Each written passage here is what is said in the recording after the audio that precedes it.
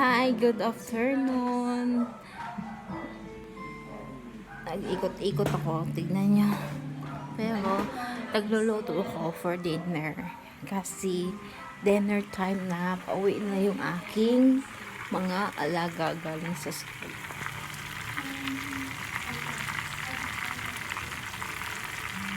This is liig ng manok.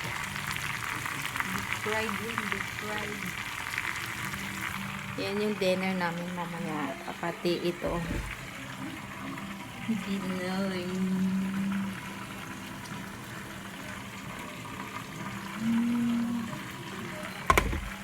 Yan ang dinner namin. Mamaya.